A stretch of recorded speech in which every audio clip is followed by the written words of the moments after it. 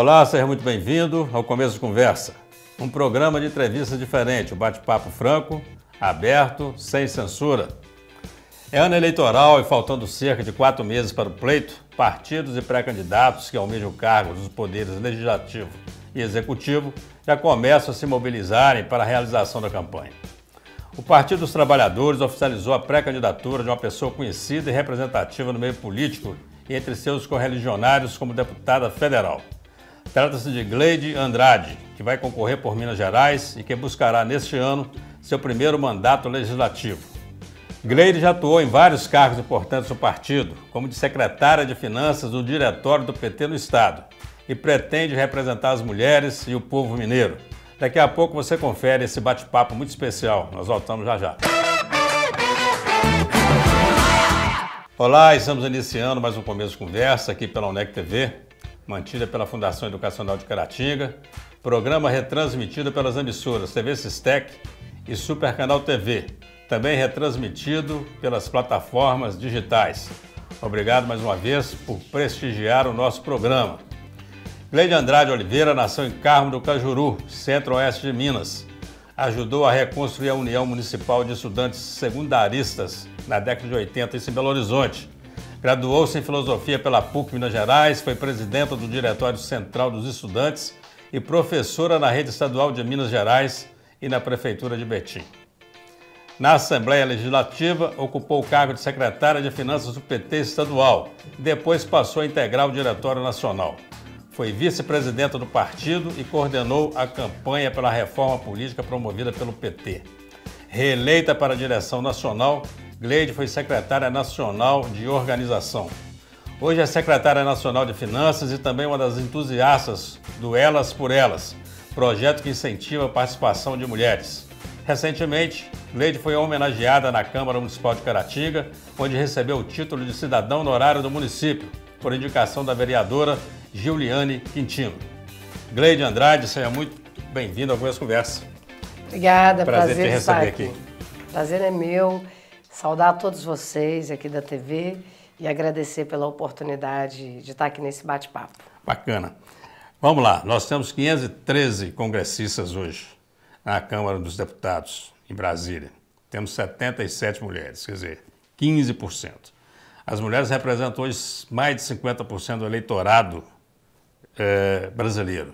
O que está faltando para termos mais mulheres no Congresso Nacional? Veja bem, nós temos um desequilíbrio social no Brasil. Nós somos 53% da população brasileira, as mulheres.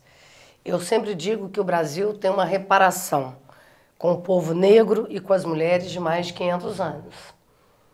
Veja que nós lutamos 90 anos para conseguir aprovar a PEC das domésticas. Quando nós aprovamos, que foi a PEC que garantiu às empregadas domésticas os direitos trabalhistas, veio a reforma trabalhista e tomou de assalto. Porque a maioria das trabalhadoras domésticas são mulheres. Nós temos uma defasagem no Brasil no que se refere às mulheres. Se você hoje pegar a Assembleia de Minas, de 77 deputadas, somente 9 são mulheres também. Então nós precisamos equilibrar, toda a sociedade precisa ter equilíbrio. Se você não pode ter nem mais homens nem mais mulheres, porque a sociedade ela tem que viver em regime de comunhão. Então nós temos que trazer as mulheres para a política. E quero dizer para você, Eugênio, nos últimos 4 anos, a vida da mulher piorou muito. No ano passado, para se ter uma ideia, 4 mulheres foram mortas por dia vítimas de feminicídio. E o que é o feminicídio? É você morrer pelo simples fato de ser mulher.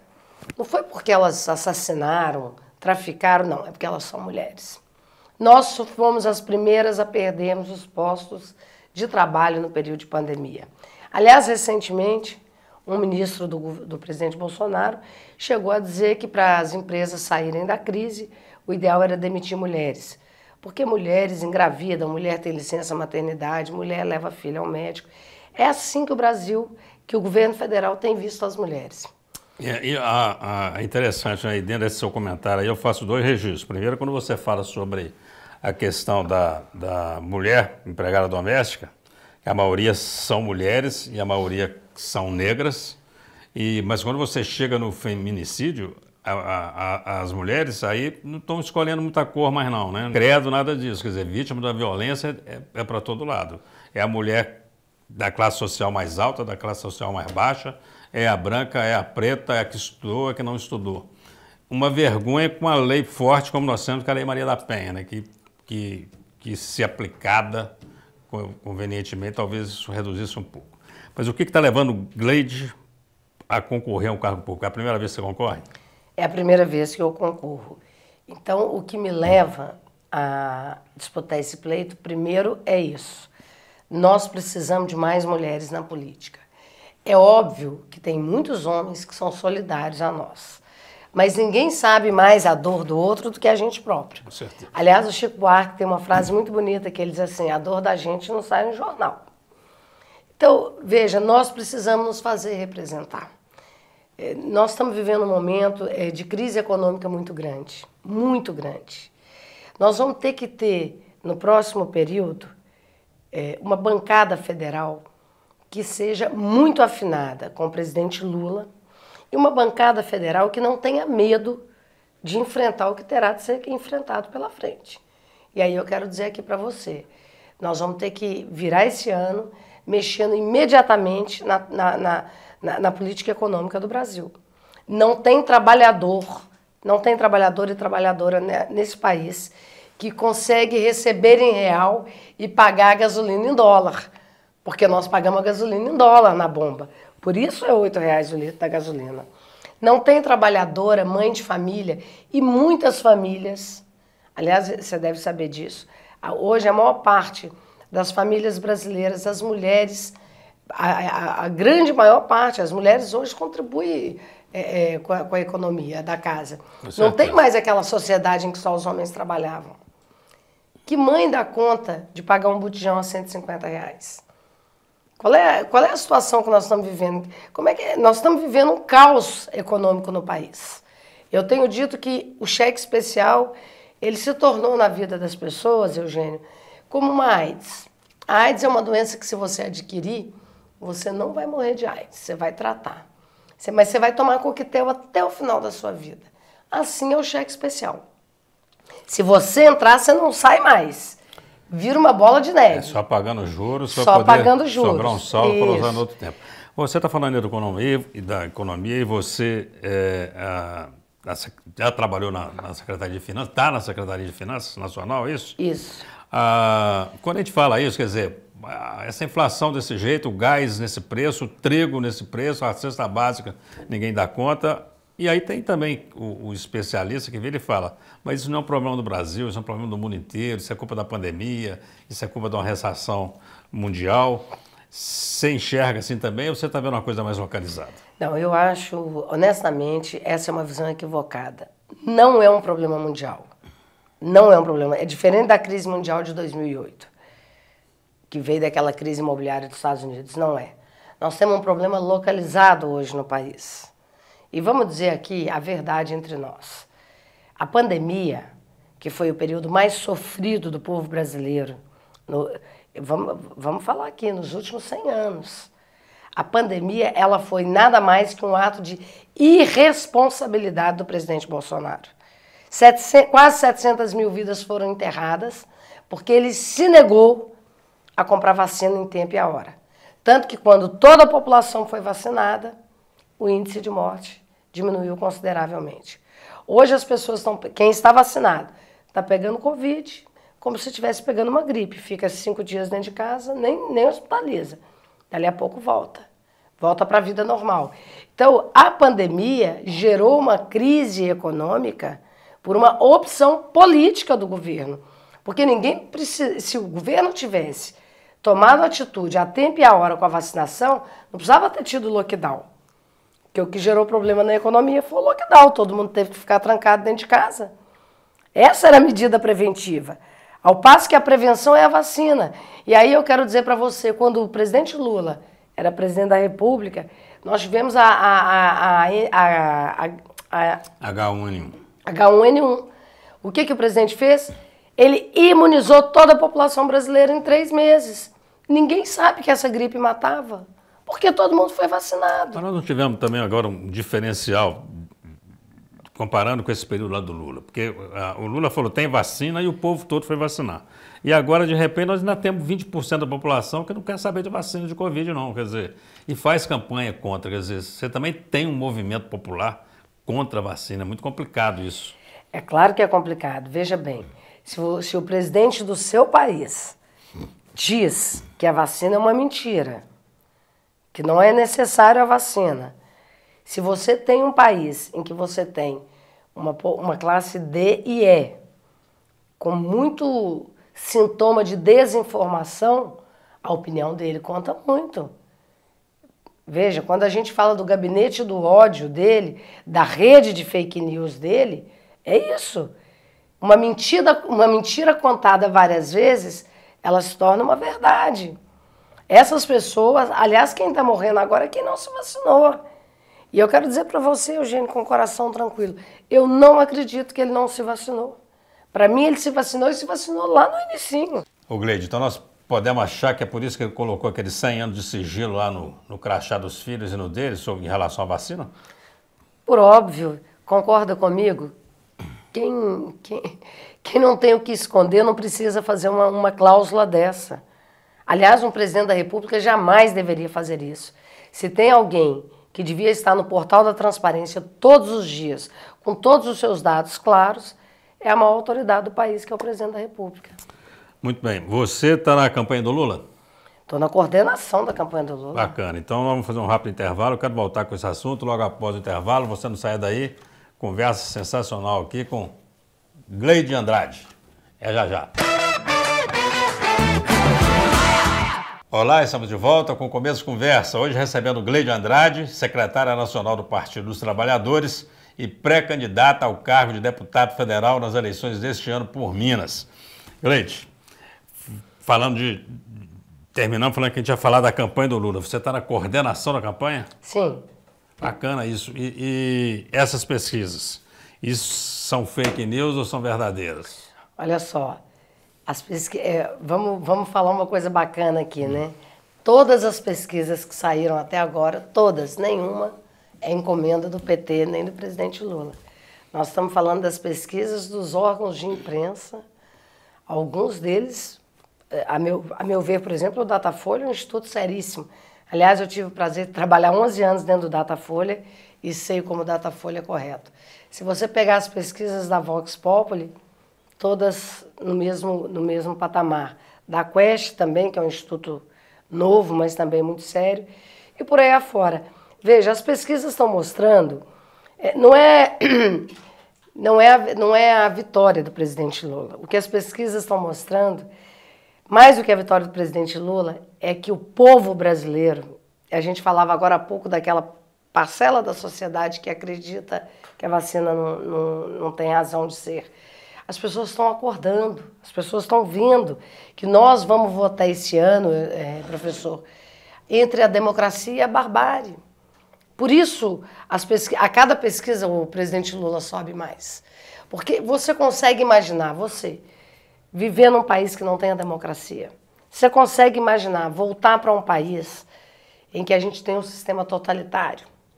Isso não faz parte mais da rotina do brasileiro. Ninguém pode admitir que o Brasil, que tem as riquezas naturais que ele tem, o Brasil é um país quase que transcontinental, de tão grande, ele é quase interplanetário, de tão grande, possa ver seu povo voltando para o mapa da miséria. Alguma coisa está errada. E é por isso que o presidente Lula tende a ganhar as eleições no primeiro turno, mas se não for no primeiro, vai ser no segundo, porque o povo brasileiro é um povo que luta muito e é um povo que está entendendo que não tem mais condição da gente continuar como nós estamos vivendo. Muito bem. E em relação, você na parte da coordenação, você acha que terão mais trabalho por conta dessas acusações que pesaram e pesam por parte de alguns ainda sobre o presidente Lula? Veja bem, as pesquisas têm mostrado, primeiro o seguinte, primeiro a justiça brasileira, eu vou cometer um pleonasmo, a justiça fez justiça.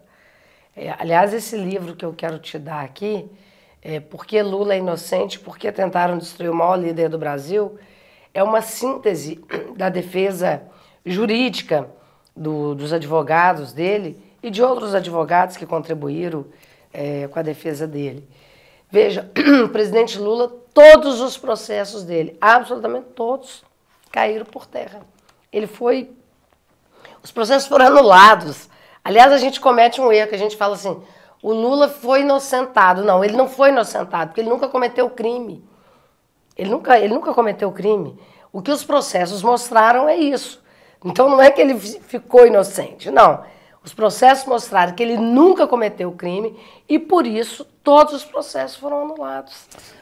O que eu acho interessante é que eu não sei se foi essa situação do Lula ou se foi um conjunto, mas Lava Jato desapareceu, né? Porque assim, nós ficamos um período todo, Lava Jato é que dominava os noticiários e era o xerife do Brasil e de repente não se fala mais Lava Jato. Veja bem. Eu quero só mostrar aqui o livro. Aqui. Aí. Aqui o título é Por que Lula é inocente? Por que tentaram destruir o maior líder do Brasil? Como a defesa derrotou a farsa da Lava Jato, as mentiras que envenenaram o país. A Gleide fez uma dedicatória aqui. Posso ler aqui, Gleide? Claro. Professor Eugênio, sugiro que a leitura seja profícua e esclarecedora. Grande abraço. Gleide, lerei com prazer. Veja, só falando rapidamente sobre essa questão da Lava Jato. A farsa da Lava Jato, primeiro ela caiu por terra, porque tudo que é mentira morre por si mesmo. Segundo, que quando o ex-juiz Sérgio Moro se tornou ministro do Bolsonaro, ali começou a ficar evidente qual era a trama que estava sendo montada. Depois, não existe, você sabe disso, um espaço não pode ser ocupado por duas pessoas. Depois ele se entende com o presidente Bolsonaro, porque o projeto de poder dele era tão grande ou maior do que o de Bolsonaro, sai, vira advogado daquelas empreiteiras, ele se torna, hoje ele é advogado daquelas mesmas empreiteiras que ele condenou.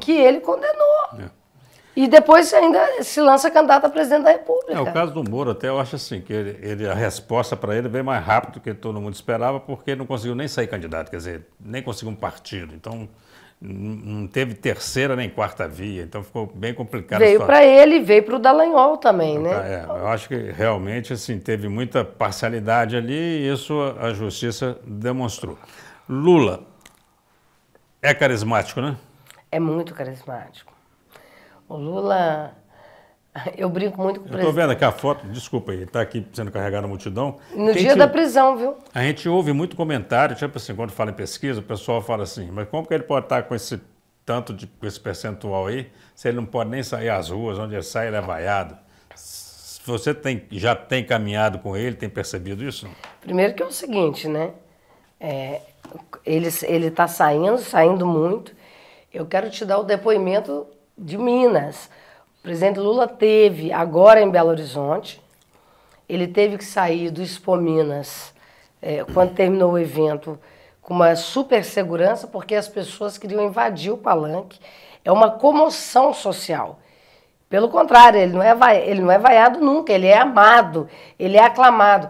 O Lula tem uma similaridade muito grande com Mandela, com Gandhi, é uma coisa que é um fenômeno. E o que é o fenômeno? É aquilo que você não sabe explicar. Vem da fenomenologia. É um fenômeno, você tem que explicar da onde nasce tanta carisma. Depois nós fomos para Juiz de Fora. Em Juiz de Fora, a sensação que eu tinha era que aquele ginásio ia cair, com as pessoas gritando e ovacionando. Então, ele tem essa capacidade que pouquíssimas pessoas têm de atrair multidões. Por isso ele é a maior liderança do Brasil, por isso o Obama falou que ele é o cara, e pode ser a maior liderança do mundo hoje, viu? Nós vivemos hoje uma situação no Brasil que a gente percebe assim, uma divisão muito grande, né? O país está dividido, infelizmente, por uma série de questões. Você vê o Lula no terceiro mandato com capacidade de unir o país, de unir as pessoas num objetivo comum? Olha, a maior prova dessa capacidade do presidente Lula é o que nós estamos fazendo em Minas.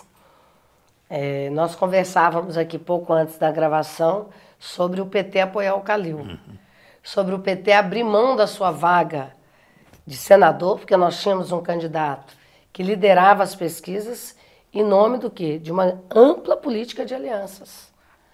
Agregar o país é querer governar com todos e não governar com a família. O Lula sempre soube disso.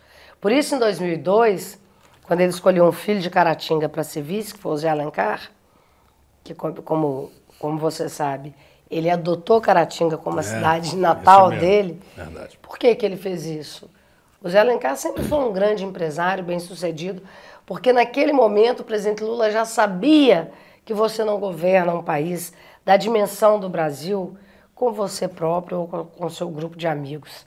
Você tem que ter uma política ampla, que tem empresários, que tem trabalhadores, que tem o povo. Se não tiver o povo, não funciona. E é por isso que o presidente Lula vai ganhar essa eleição.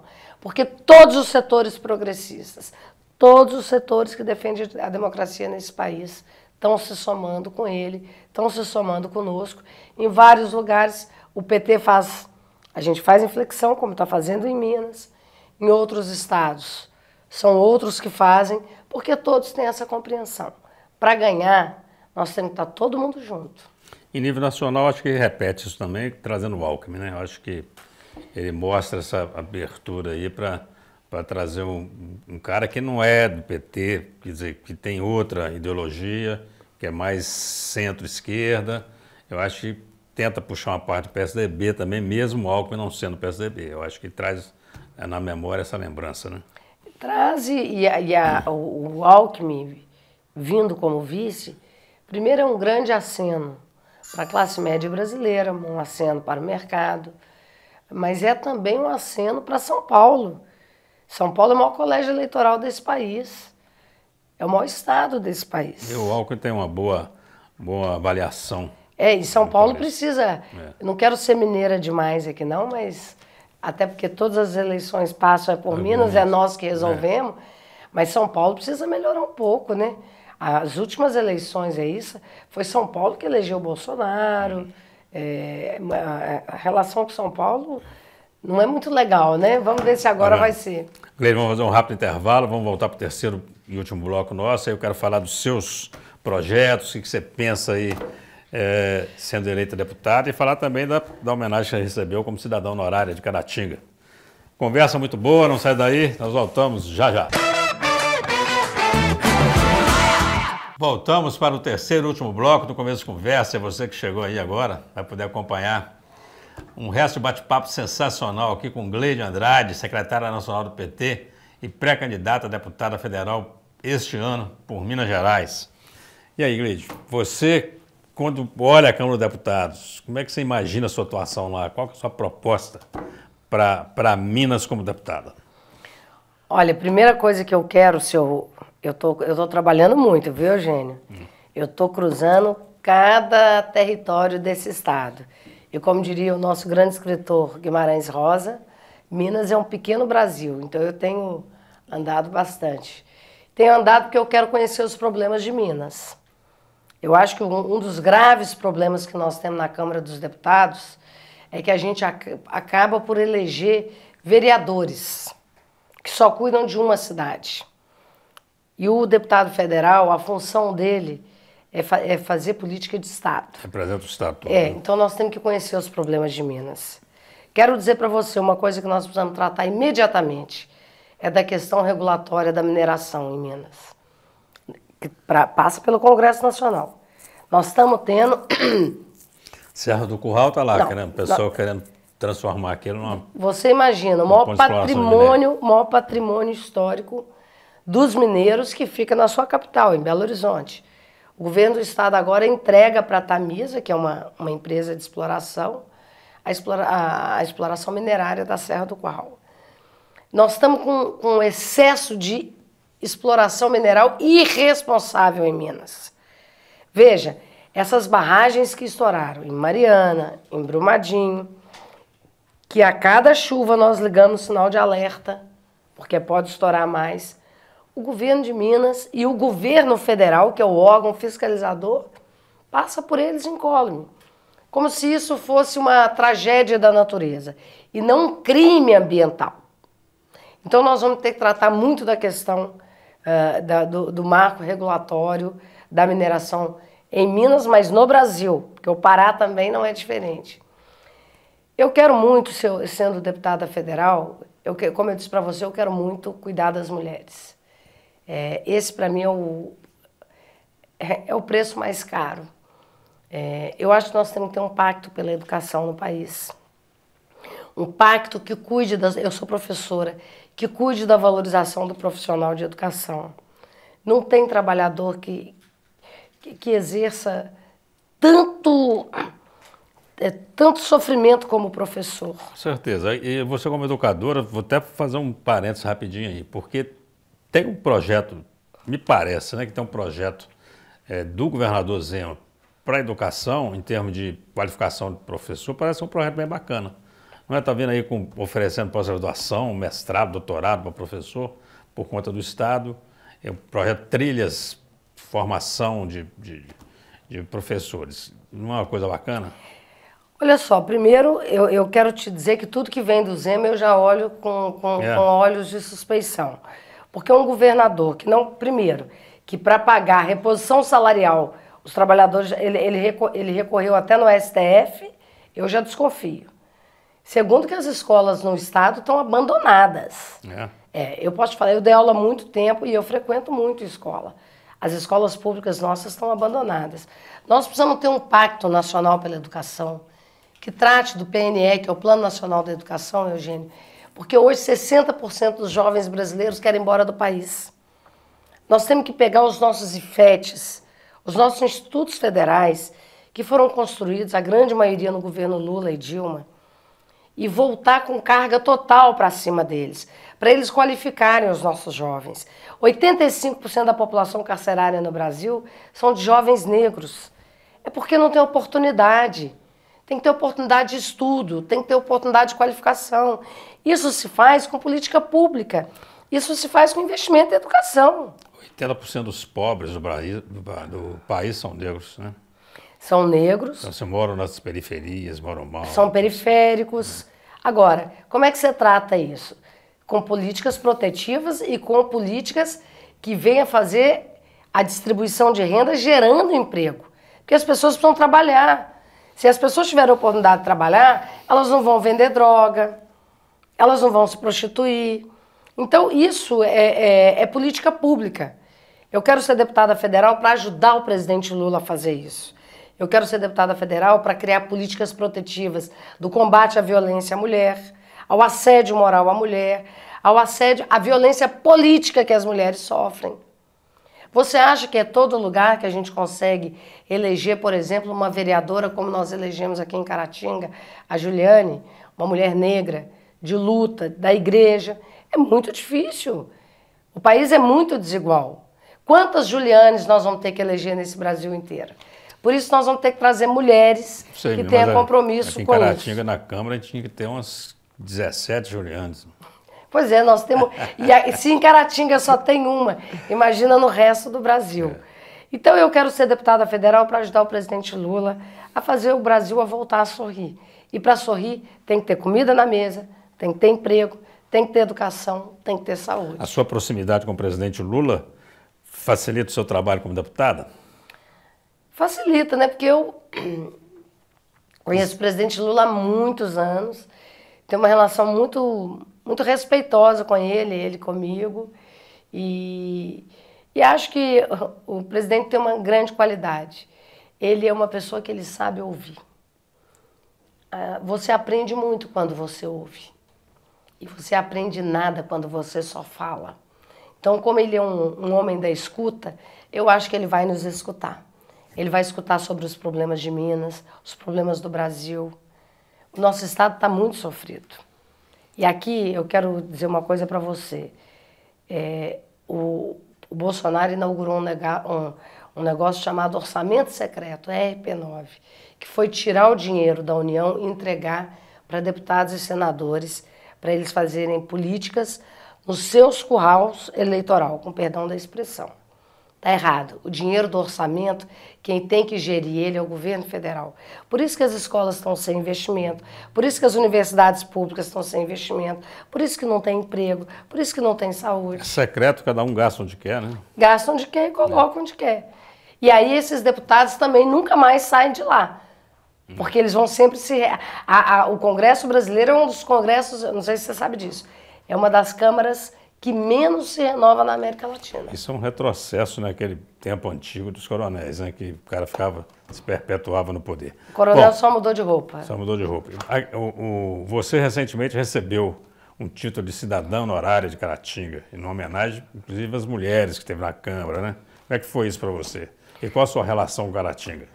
Primeiro eu quero dizer para você que eu fiquei muito emocionada, foi um prazer, porque a Juliane, que é a vereadora que me concedeu o título, ela é uma referência para o PT, mas não é para o PT de Caratinga, é para o PT do Brasil, pelo trabalho que ela faz na cidade, que ela faz aqui, por ser negra, por ser uma pessoa que trabalha em comunidades muito pobres, em áreas periféricas, porque a Juliane tem sensibilidade social, ela cuida das pessoas. Então eu fiquei muito feliz. Segundo, eu tenho uma relação muito forte com Caratinga, eu tenho grandes amigos em Caratinga. E eu brinco muito que Caratinga é a capital do leste, como Divinópolis é a capital do centro-oeste. Você começou falando onde eu nasci, né? Então aqui é uma capital. Minas é um estado feito de grandes capitais, né? Caratinga é capital, Montes Claros, Uberlândia, Juiz de Fora, Ipatinga. E aqui é uma cidade que criou personalidades, que entregou para o Brasil produtos maravilhosos, né? Como não falar do Ziraldo? Como não falar do Agnaldo Timóteo? Como não falar do Zé de Alencar? Então é um prazer indescritível poder levar esse título comigo. Ser uma cidadã de Caratinga. Bacana. Infelizmente, nosso tempo está acabando. Conversa muito boa, passa muito rápido, né? Então, você tem um minuto aí para suas considerações finais, você vai se dirigir para essa câmera aqui, deixar o seu recado aí para os telespectadores das TVs, para os internautas. É com você. Eu quero, então, te agradecer muito, professor, saudar a nossa instituição aqui, nossa universidade, que tem tantos cursos, né? Que bom que nós temos em Minas uma universidade como nós temos em Caratinga, em que os jovens não precisam se deslocar para estudar. Eles podem estudar ao lado da sua família, na sua cidade. Caratinga é uma cidade muito rica, uma cidade muito bonita, muito acolhedora. E eu quero agradecer a todos vocês, telespectadores, que nos acompanharam nesse bate-papo e dizer que eu tenho muita esperança que nós vamos conseguir eleger o presidente Lula, fazer uma boa bancada de deputados e deputadas federais e quero convocar todas as mulheres a entrarem para a política. Nós podemos mais. Nós precisamos ter mais mulheres na política sem soltar as nossas mãos. Ninguém solta a mão de ninguém. E eu queria, por último, agradecer a vereadora Juliane por ter me concedido esse título, que me faz agora ser uma cidadã daqui, e dizer para vocês que ela é motivo de muito orgulho para todos nós do PT, mas para todas nós mulheres. Vamos juntas, sem soltar a mão uma das outras. As mulheres juntas, elas são muito fortes. Um grande beijo a todos e a todas. Gleide Andrade, muito obrigado pela sua presença aqui, foi um prazer te receber. Obrigado por tirar tempo da sua agenda para falar conosco. E o Começo de Conversa vai ficando por aqui. Muito obrigado pela atenção, pela audiência. Um forte abraço, fiquem com Deus.